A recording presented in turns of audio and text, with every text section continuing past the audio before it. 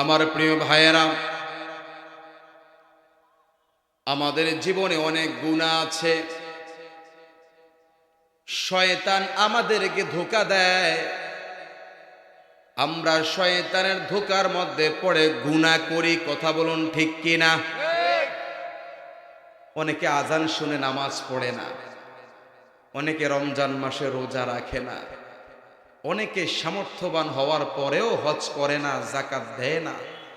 এই যে অন্যায় করে, অপরাধ করে, এই অপরাধের কারণ হচ্ছে শয়তান ধোঁকা দেয়। শয়তান কি দেয়? ধোঁকা দেয়। দেখুন, শয়তান এক সময় ফেরেশতাদের সর্দার ছিল, ফেরেশতাদের সর্দার ছিল, কিন্তু সে আল্লাহ পাকের আদেশ অমান্য করার কারণে আল্লাহ পাক তাকে অভিশাপ দিয়ে শয়তান বানিয়েছে।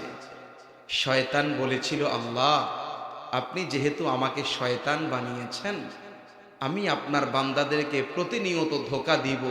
আল্লাহ বলছে, শয়তান রে, তুই আমার বান্দাদেরকে ধোঁকা দিবি আর আমি ক্ষমা করতেই থাকবো। সুবহানাল্লাহ বলবেন না? এই কথাটি হাদিস শরীফ থেকে শুনুন। শয়তান আমাদেরকে ধোঁকা দিবে আর আল্লাহ আমাদেরকে মাফ করবে, এটি হাদিস শরীফ থেকে শুনুন। এই হাদিস শরীফটি মুসনাদ আহমদের মধ্যে এসেছে, মিশকাত শরীফের মধ্যে এসেছে। وعن أبي سعيد الخدري رضي الله عنه قال, হযরত আবু সাঈদ খুদরি রাদিয়াল্লাহু আনহু হতে বর্ণিত এই হাদিস। قال رسول الله صلى الله عليه وسلم, রাসূল করিম সাল্লাল্লাহু আলাইহি ওয়াসাল্লাম ইরশাদ করেছেন। একটু মনোযোগ দেন, ইনশাআল্লাহ বুঝতে পারবেন। ইন্নাশ শাইতানা ক্বালা ওয়া ইজ্জাতিকা ইয়া রাব্বি, শয়তান বলল, হে প্রভু, তোমার ইজ্জতের কসম, লা আবরাহু উগওয়ি ইবাদাকা মা দামাত আরওয়াহুহুম ফি আজসাদিহিম। শয়তান বলে, আমি তোমার বান্দাদেরকে ততক্ষণ পর্যন্ত ধোঁকা দিব, পথভ্রষ্ট করতেই থাকব, যতক্ষণ পর্যন্ত তাদের দেহের মধ্যে প্রাণ থাকবে। এটা কে বলতেছে? শয়তান বলতেছে। আল্লাহ, আমি তোমার ইজ্জতের কসমকে বলতেছি, আমি তোমার বান্দাদেরকে ততক্ষণ পর্যন্ত পথভ্রষ্ট করব, ধোঁকা দিব, যতক্ষণ পর্যন্ত তাদের দেহের মধ্যে প্রাণ থাকে। শয়তান এই কথা বলার পরে আল্লাহ কি বলে শুনুন শুনুন।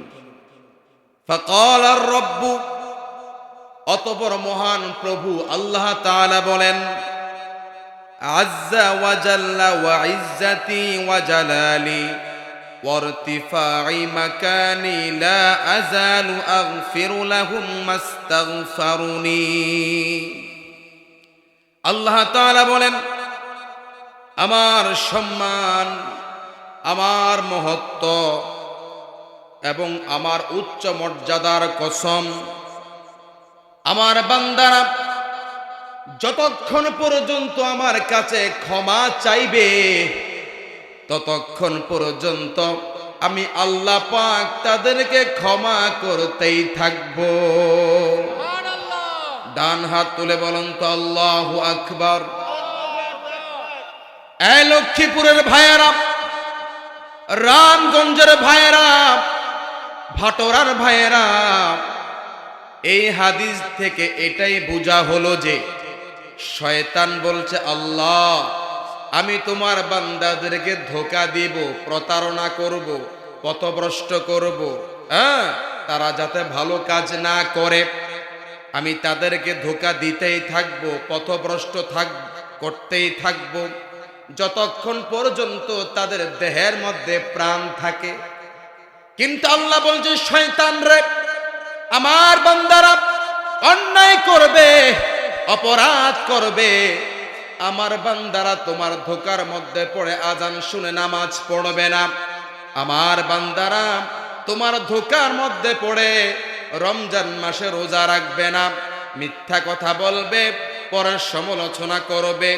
তুমি শয়তানের ধোঁকার মধ্যে পড়ে আমার বান্দারা অন্যায় করবে। শয়তান শুনে নাও, আমার বান্দারা যখন নিজের ভুল বুঝতে পেরে, নিজের অন্যায় বুঝতে পেরে তারা যখন আমার কাছে ক্ষমা চাইবে, আমি আল্লাহ পাক তাদের গুনাহগুলো ক্ষমা করে দিব। দেখুন, বলছি তাওবার কথা। আমরা তো অন্যায় করি, অপরাধ করি, কারণ শয়তান তো সর্বক্ষণ আমাদেরকে ধোঁকা দেয়। শয়তান চায় না কেউ নামাজ পড়ুক, শয়তান চাচ্ছে না কেউ রোজা রাখুক, শয়তান চায় না কেউ হজ করুক, শয়তান চায় না কেউ যাকাত দেখ, শয়তান চায় না কেউ কোরআন তেলাওয়াত করুক, শয়তান চায় না কেউ হাফেজ হোক, আলেম হোক, ভালো কাজ করুক। শয়তান ধোঁকা দিতেই থাকে। আল্লাহ বলছে, বান্দারে শয়তান তো ধোঁকা দিবে, আর তোমরা তো অন্যায় করবেই, অসুবিধা কি? আমার কাছে তাওবা করো, আমি তো গফফার, আমি তো রহমান, আমি তো রহিম, আমার কাছে ক্ষমা চাইবে, আমি আল্লাহ পাক তোমাদেরকে ক্ষমা করে দিব। আমার প্রিয় ভাইয়েরা, তাওবার কেমন গুরুত্ব কোরআন মাজিদ থেকে শুনুন। অসুবিধা হচ্ছে আপনাদের? তাওবার কেমন গুরুত্ব কোরআন মাজিদ থেকে শুনুন। আল্লাহ তাআলা বলছেন, ওয়াতুবু ইলাল্লাহি জামিআন আইয়ুহাল মুমিনুনা লাআল্লাকুম তুফলিহুন।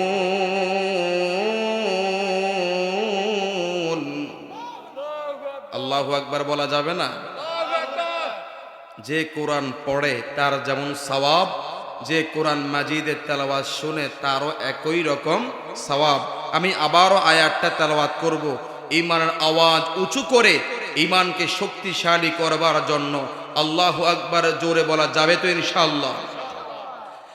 ওয়াতুবু ইলাল্লাহি জামিআন আইয়ুহাল মুমিনুনা লাআল্লাকুম তুফলিহুন।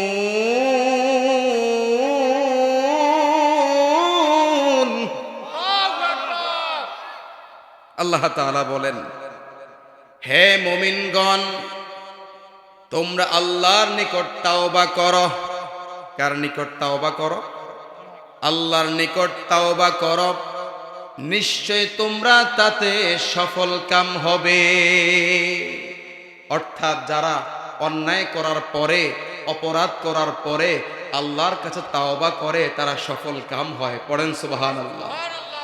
ওই যে একটু আগে বলছি, শয়তান ধোঁকা দেয়, আমরা অন্যায় করি, শয়তান ধোঁকা দেয়, আমরা নামাজ পড়ি না, রোজা রাখি না, হজ করি না, যাকাত দেই না, সত্য কথা বলি না, সিগারেট টানে, মদ খায়, জুয়া খেলে, পরে সমালোচনা করে, কিস্তি তোলে, সুদ খায়, সুদ দেয়, লোন নেয়, অন্যায় করে।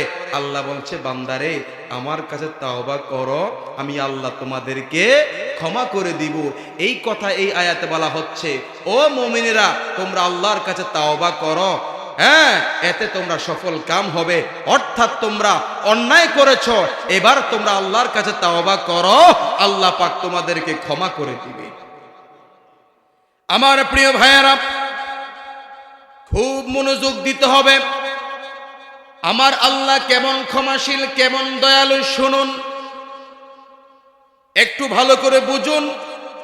দুনিয়ার মানুষ অন্যায় করলে, ছোট ভাই অন্যায় করলে বড় ভাই মাফ করতে চায় না, কর্মী অন্যায় করলে নেতা মাফ করতে চায় না। কিন্তু আমার আল্লাহ আসমানের মালিক, জমিনের মালিক, কুল কায়নাতের মালিক, আমার আল্লাহর চাইতে বড় রাজার কেউ আছে নাকি? আমার আল্লাহ হলো রাজা ধীরাজ, রাজারও রাজা, ঠিক কিনা বলেন? দুনিয়ার মানুষ কেউ কাউকে মাফ করতে চায় না, আর আমার আল্লাহ পাক কেমন ক্ষমাশীল, আমার আল্লাহ পাক কেমন দয়ালু, কোরআন শরীফ থেকে শুনুন।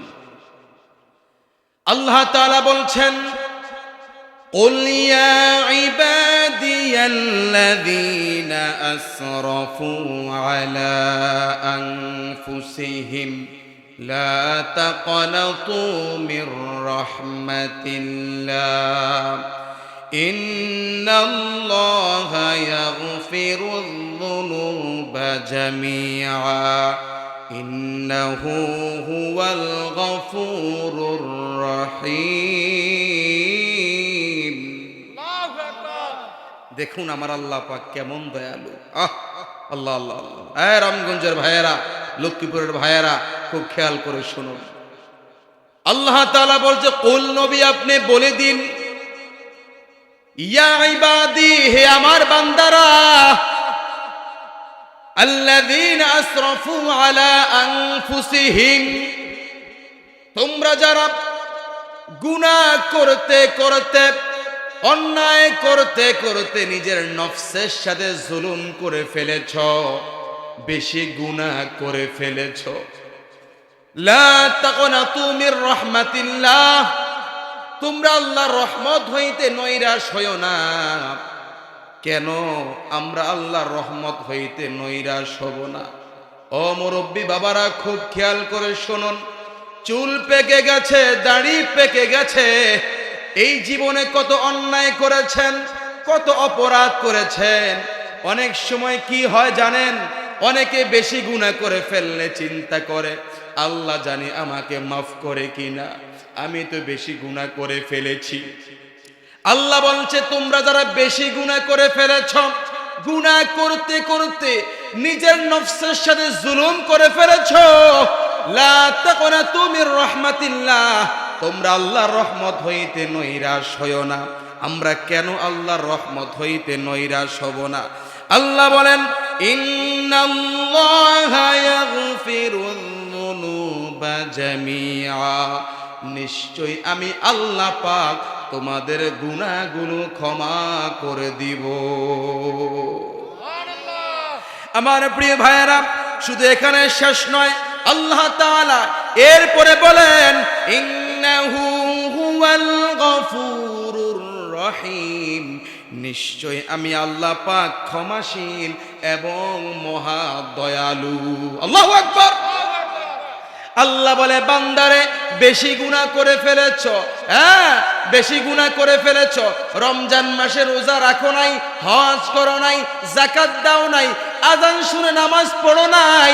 এই ঠান্ডার দিনে মসজিদের মাইকে মুয়াজ্জিন বলছেন, আস-সালাতু খায়রুম মিনান নাওম, ঘুম হতে নামাজ উত্তম। বান্দারে তুমি তোমার কান দিয়ে শুনেছ, শুনেও তুমি জামাতে আসো নাই, বেশি গুনাহ করে ফেলেছ। বান্দার নৈরাশ হইও না, আমি আল্লাহ রহমান, আমি আল্লাহ রহিম, আমি আল্লাহ গফফার, আমার কাছে মাফ চাও, আমার কাছে ক্ষমা চাও, আমি আল্লাহ তোমার গুনাহগুলো ক্ষমা করে দিব। লক্ষ্মীপুরের ভাইয়েরা, খুব খেয়াল করে শুনুন। রামগঞ্জের ভাইয়েরা, ভাটোরার ভাইয়েরা, আমার আল্লাহ কেমন দয়ালু শুনুন। মনোযোগ আছে তো আপনাদের?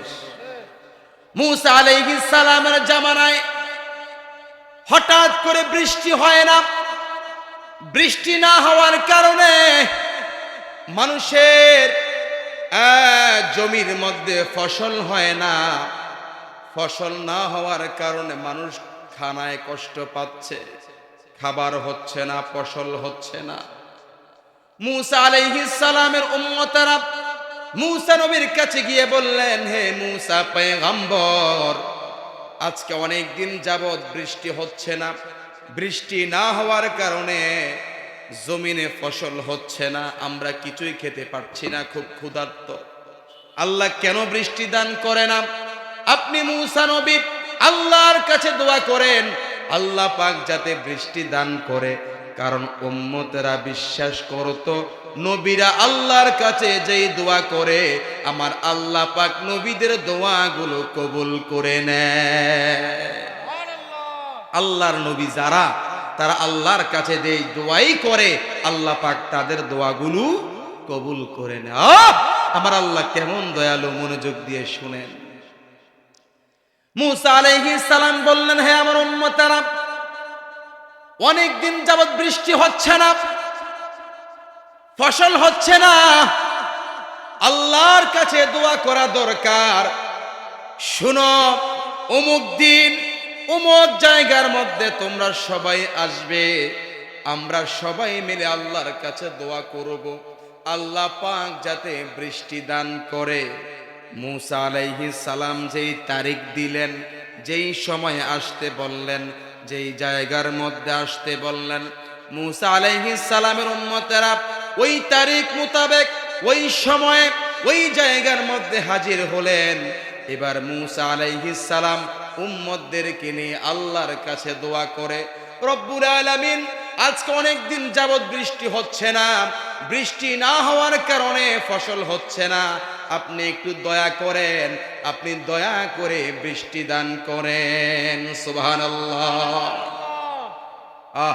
মূসা আলাইহিস সালাম আল্লাহর কাছে দোয়া করতেছে, আল্লাহ আজকে অনেক দিন বৃষ্টি হচ্ছে না গো মাবুদ, তুমি তো রহমান, তুমি তো রহিম, একটু দয়া করো না গো আল্লাহ, আমার উম্মতরা না খেয়ে আছে, বলে ক্ষুধার্ত, ফসল হচ্ছে না, আপনি একটু রহমতের বৃষ্টি দেন যাতে ফসল হয়। পড়েন সুবহানাল্লাহ।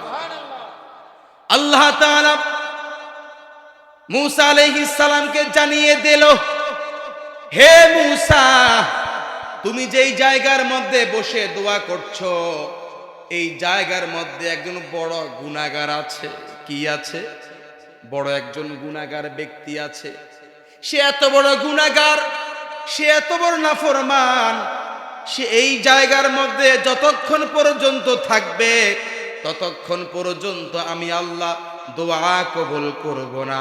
তুমি ইলহাম করে দাও, মজলিসের মধ্যে ঘোষণা করে দাও, এই মজলিসের মধ্যে সবচেয়ে বড় গুনাহগার যে ব্যক্তি, সেই ব্যক্তি যাতে চলে যায়, সে চলে গেলে আমি আল্লাহ পাক রহমতের বৃষ্টি দান করব। দোয়া কেন কবুল হচ্ছে না? গুনাহগার ব্যক্তির কারণে। দোয়া কেন কবুল হচ্ছে না? ওই যে গুনাহগার, এত বড় গুনাহগার, মূসা আলাইহিস সালাম যেই জায়গার মধ্যে বসে দোয়া করতেছে, এই জায়গার মধ্যে এত বড় গুনাহগার বসে আছে, যার কারণে আল্লাহ দোয়াও কবুল করে না, বৃষ্টিও দান করে না। আল্লাহ বলছে, মূসা রে, তুমি তাকে যেতে বলো, সে চলে যাক। এই নাফরমান চলে গেলে, এই গুনাহগার চলে গেলে, এই অভিশপ্ত চলে গেলে আমি আল্লাহ পাক রহমতের বৃষ্টি দান করব। আল্লাহু আকবার।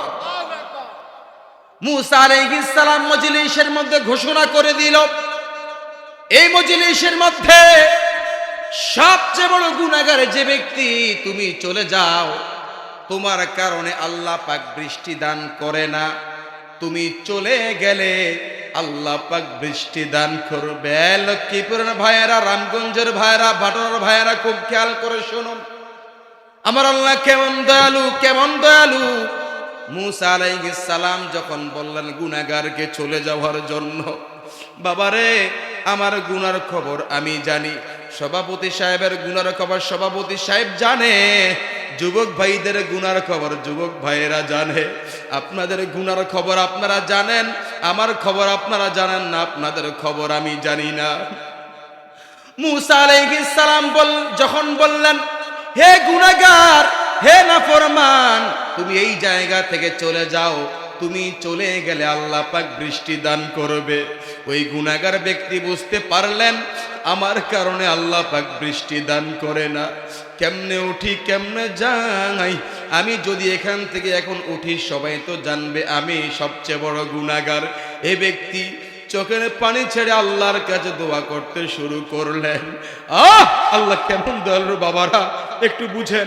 এই গুনাহগার ব্যক্তি মজলিসের মধ্যে বসে গোপনে চোখের পানি ছেড়ে আল্লাহর কাছে দোয়া করে, আল্লাহ কত অন্যায় করেছি, কত অপরাধ করেছি রে আল্লাহ, তুমি তো রহমান, তুমি তো রহিম, তুমি তো গফফার, তোমার রহমতের কাছে আমার গুনাহগুলো কিছুই না। আমার প্রিয় ভাইয়েরা, সারা পৃথিবীর মানুষের গুনাহ যদি এক পাল্লার মধ্যে রাখা হয়, আরেক পাল্লার মধ্যে যদি আল্লাহ পাকের সামান্য রহমত রাখা হয়, আপনারা বলুন রহমতের ওজন বেশি হবে না গুনার ওজন বেশি হবে? অবশ্যই রহমতের ওজন বেশি হবে। এ ব্যক্তি বলতে লাগলেন, রব্বুল আলামিন, আমি তো গুনাহগার, আমি অন্যায় করেছি, অপরাধ করেছি। আপনি তো রহমান, আপনি তো রহিম, আপনি গফফার, আপনি আমাকে মাফ করে দেন। চোখের পানি ছেড়ে দোয়া করতে শুরু করলো। এই ব্যক্তির চোখের পানির কারণে, তাওবার কারণে আল্লাহ পাক সাথে সাথে বৃষ্টি দান করলেন। আল্লাহ আল্লাহ আল্লাহ, আল্লাহু আকবার বলেন। এখন মূসা আলাইহিস সালাম যখন দেখলেন বৃষ্টি পড়তেছে, মূসা নবী আশ্চর্য, কিরে, আল্লাহ বললেন কে জানি চলে গেলে বৃষ্টি দিবে, এখন আমি তো কাউকে যেতে দেখি নাই, হঠাৎ বৃষ্টি কেন? মূসা আলাইহিস সালাম বলছে, ইয়া রব, হে আমার প্রভু, হে আমার প্রতিপালক, আপনি বলেছিলেন কেউ একজন চলে গেলে, গুনাহগার চলে গেলে আপনি বৃষ্টি দান করবেন, এখন আমি তো কাউকে যেতে দেখি নাই, আপনি বৃষ্টি দিলেন কেন? আল্লাহ আল্লাহ আল্লাহ আল্লাহ, আল্লাহ পাক বলছে, মূসা রে, যে গুনাহগারের গুনার কারণে আমি এতক্ষণ পর্যন্ত দোয়া কবুল করি নাই, রহমতের বৃষ্টি দেই নাই, এই গুনাহগার আমার কাছে চোখের পানি ছেড়ে এমন ভাবে তাওবা করেছে, আমার কাছে ক্ষমা চেয়েছে। আমি তো রহমান, আমি তো রহিম, আমি তো গফফার, আমি আল্লাহ পাক তার গুনাহগুলো ক্ষমা করে দিয়ে তাকে নিষ্পাপ বানিয়ে দিয়েছি এবং সাথে সাথে রহমতের বৃষ্টি দান করেছি। আল্লাহু আকবার বলে। এ জীবনে না করিলাম বন্দেগি, গুনাহ করে কাটাইলাম জিন্দেগি। কথা বলুন ঠিক কিনা? আর এই তো শীতের দিন, ঠান্ডার দিন, আজকেও তো অনেকে ফজর নামাজটা পড়ে নাই, আজকে তো অনেকে জোহরের নামাজটা পড়ে নাই, আজকেও তো অনেকে আসরের নামাজ পড়ে নাই, মাগরিবের নামাজ, এই তো আমি এসে মাগরিব পড়েছি, অনেকে আছে আজকে মাগরিব পড়ে নাই। কত অন্যায় করি, কত অপরাধ করি বাবারে, আল্লাহ যদি ক্ষমা না করে আমাদের কোনো উপায় নাই। তো একটু আল্লাহর মহব্বত নিয়ে তাওবার নিয়তে হাতটা তোলেন বাবা, একটু হাতটা তোলেন, সবাই একটু হাতটা তোলেন, আমার সাথে একটু হাত তুলে বলেন, ক্ষমার নিয়তে, তাওবার নিয়তে। এই জীবনে না করিলাম বন্দেগি, গুনাহ করে কাটাইলাম জিন্দেগি, মাওলা গুনাহ করে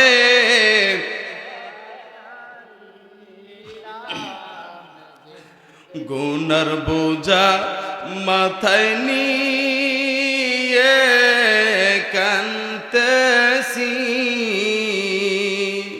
মাফ করে দাও ও হে মাবুদ এলাহি, বলেন মাফ করে দাও ও হে মাবুদ এলাহি। তওবা করে আবার তাওবা ভাঙ্গিলাম, অবশেষে খাঁটি তওবা করিলাম, বলেন অবশেষে খাঁটি তাওবা করিলাম। আদর করিয়া মানুষ আল্লাহ বানাইয়া, কেমনে দিবা জাহান্নামে জ্বালাইয়া, আল্লাহ কেমনে দিবা জাহান্নামে জ্বালাইয়া, বলেন তো আল্লাহ। বাবা জবানটা খুলে বলেন, আল্লাহ আপনি আমাদেরকে আপনার প্রিয় হাবিবের উসিলায় মাফ করে দিন, আমিন বলেন। তাওবা করলে কি আল্লাহর লাভ না আমাদের লাভ? আমাদের লাভ। আমরা যদি তাওবা করি আল্লাহ আমাদেরকে মাফ করে দিবে। এখন আমাদের সমাজের মধ্যে তাওবা দুই প্রকার চলছে। কয় প্রকার? দুই প্রকার। যেমন কিছু মানুষ অন্যায় অপরাধ করার পরে চিন্তা করে, আহারে কয়দিন আর বাঁচবো, কবরে তো যেতে হবে। আল্লাহর কাছে খাঁটিভাবে তাওবা করে, আল্লাহ আমি আর সিগারেট টানবো না, আমি আর জুয়া খেলবো না, আমি আর মা বাবার সাথে বেয়াদবি করবো না। সত্যি তারা আর গুনার কাজ করে না। যারা তাওবার পরে আর গুনাহ করে না সেটাকে বলে খাঁটি তাওবা। কি তাওবা? আবার আমাদের সমাজের মধ্যে এমন কিছু মানুষ আছে, এরা সকালে তাওবা করলে দুপুরে ভুলে যায়, দুপুরে তাওবা করলে রাতে ভুলে যায়। এখন তাওবা আমরা কিভাবে করব, একটু মনোযোগ দিবেন। আমরা কিভাবে তাওবা করব এই ব্যাপারে আল্লাহ তাআলা কি বলেছেন শুনুন। আল্লাহ তাআলা বলেন, ইয়া আইয়ুহাল্লাযীনা আমানু তুবু ইলাল্লাহি তাওবাতান নাসুহা। আল্লাহ তাআলা বলেন, হে মুমিনগণ, তোমরা আল্লাহর কাছে খাঁটিভাবে তাওবা করো, খালেস ভাবে তাওবা করো। আমার প্রিয় ভাইয়েরা, আল্লাহর যে বান্দা আল্লাহর কাছে খাঁটিভাবে তাওবা করে, খালেস ভাবে তাওবা করে, আল্লাহ পাক তাকে মাফ করে দেয় এবং তার প্রতি সর্বোচ্চ খুশি হয়ে যায়। সুবহানাল্লাহ পড়েন। যে তাওবা করে আল্লাহ পাক তার প্রতি কেমন খুশি হয় শুনেন হাদিসের কথা। কোন মা যখন কোন সন্তানকে হারিয়ে ফেলে, হারানো সন্তানকে বহু বছর পরে খুঁজে পাওয়ার পরে মা কেমন খুশি হয়? আহ, চমৎকার খুশি হয়, ঠিক কি না? একজন মা সন্তানকে হারিয়ে ফেলার পরে যদি 20 বছর পরে, 30 বছর পরে সন্তানকে খুঁজে পায়, মা কত খুশি হয় এটা বোঝানো সম্ভব না। আল্লাহু আকবার বলবেন না? আমার প্রিয় ভাইয়েরা, নবী আমার বলছেন, কোন মা যদি কোনো সন্তানকে হারিয়ে ফেলে, সন্তানকে হারানোর পরে বহু বছর পরে যখন সন্তানকে পায়, তখন মা জননী যে পরিমাণ খুশি হয় তার চেয়ে আরো বেশি খুশি আমার আল্লাহ তখন হয় যখন কোন গুনাহগার ব্যক্তি আল্লাহর কাছে তাওবা করে। আমার প্রিয় ভাইয়েরা, যাই হোক, আমার আল্লাহ দয়াশীল। আমার আল্লাহ কি? দয়াশীল। আল্লাহর মতো দয়ালু আর কেউই নাই। আমি আপনাদের সর্বশেষ বলছি, বাবারে, আমরা তো অনেক অন্যায় অপরাধ করি, শয়তান তো আমাদেরকে ধোঁকা দিতেইছে, ধোঁকা দিচ্ছে, আমরা অন্যায় করছি। আসুন আল্লাহর কাছে, আমি জানি ভাই, আসুন আল্লাহর কাছে তাওবা করি, আল্লাহ পাক আমাদেরকে যাতে মাফ করে দেয়। এজন্য 5 ওয়াক্ত নামাজ আদায় করে আল্লাহর কাছে তাওবা করবেন। যত বড়ই অপরাধী হন না কেন, অবশ্যই আল্লাহ পাক আপনাদেরকে, আমাদেরকে মাফ করবে, ঠিক কিনা বলেন? আল্লাহ পাক আমার আজকের আলোচনা আপনাদেরকে বুঝার এবং আমল করার তৌফিক দান করুক। সকলকে ধন্যবাদ, মাহফিল কমিটিকে ধন্যবাদ জানিয়ে আমি আমার আলোচনা শেষ করছি। ওয়া মা আলাইনা ইল্লাল বালাগ। আসসালামু আলাইকুম ওয়া রাহমাতুল্লাহি ওয়া বারাকাতুহু।